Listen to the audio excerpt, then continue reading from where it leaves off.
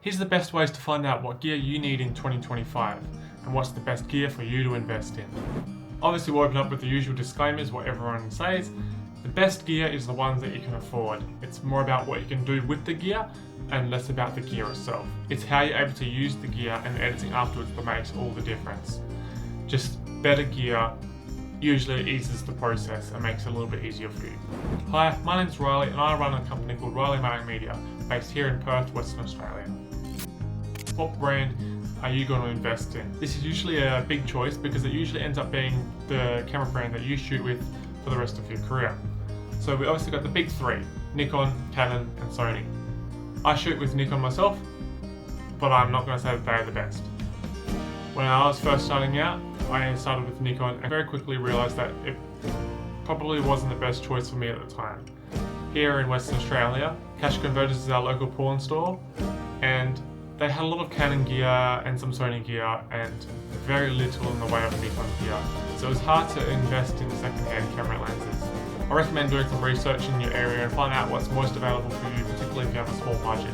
If you have a bigger budget and can afford more professional gear and new gear, then your choice of brand is a lot easier for you because you don't have to look at what's most available to you. It's about what's best for you, what feels best for you.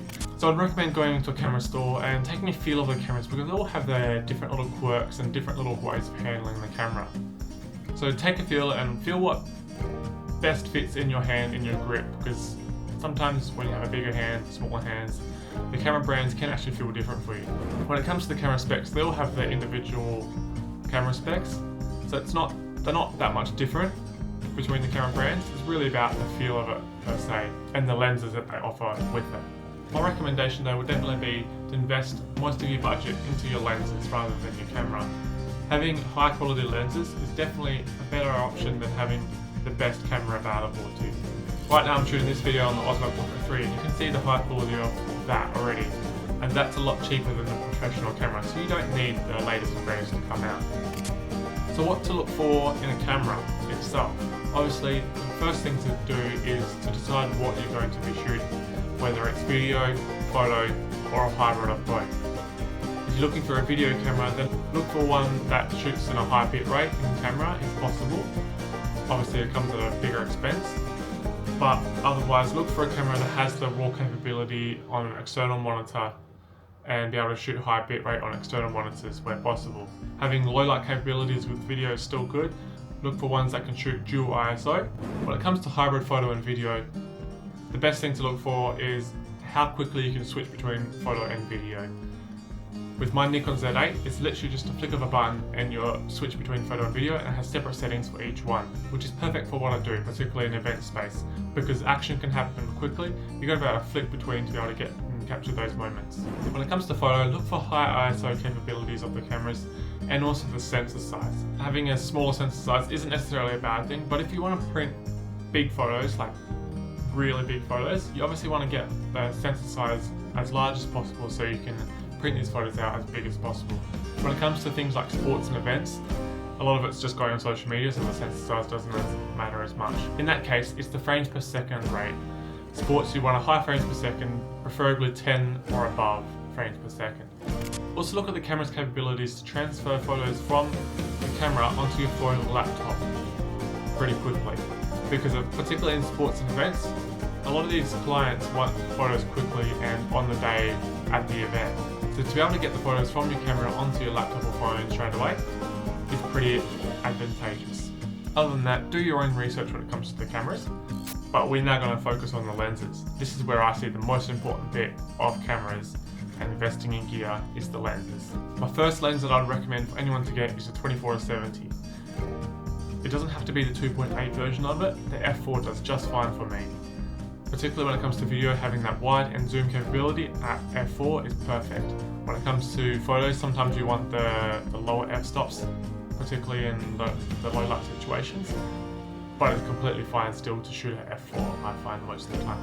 Other than that, you want to look at the 35, 50 and 85 1.8 lenses. These are absolutely perfect. You can buy these pretty cheap as well, even brand new.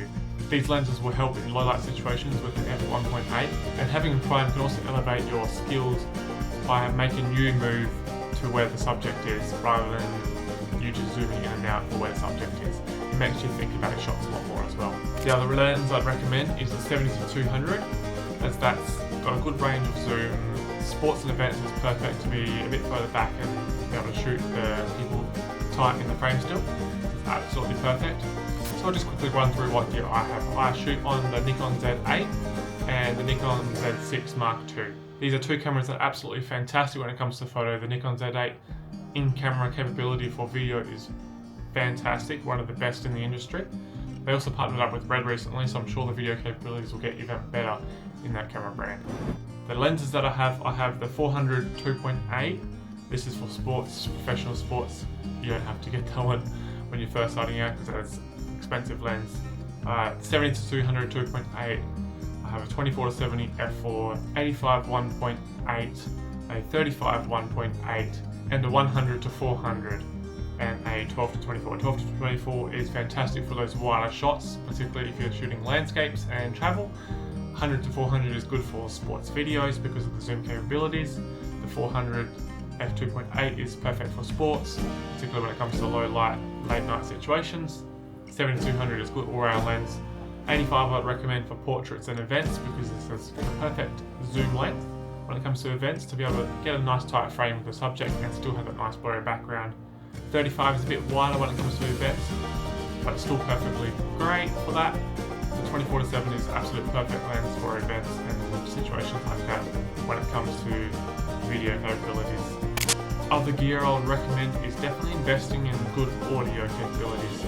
I have the DJI mic, and that is absolutely fantastic when it comes to things like corporate video, different point of view videos. If you hold the mic here and you go up to someone else and do like a little interview style thing, that's absolutely fantastic like that as well. I love the DJI mic, I highly recommend that to you. What I'm shooting with here on this video setup is I have lights over here. This is the Nan Light Looming Pad. Recommend it, cheap, has adjustable brightness and adjustable temperature on it. I have some light poles as well down the back here that I don't use as much, but that's great for changing colour on there, some creative stuff. We also have, I'm not sure what the brand is, bigger lights with a massive softbox, which is absolutely fantastic for corporate video. Obviously look for what's within your budget with that. Having more professional stuff is obviously advantageous, but you can easily start out with any lighting gear. It's just knowing how to light the situation. If you have any questions about gear, let me know, drop a comment, send me a message. I'll get back to you as soon as possible. If you don't know what gear to buy, you've done your little bit of research, drop a message to me with any gear that you want recommendations on, and I'll look through the specs for you, give you a little rundown of what each thing means if you need to know and you don't quite know. But yeah, let me know. I'll get back to you. Drop any questions that you have for other stuff that you want me to record videos on. Yeah, see you guys later.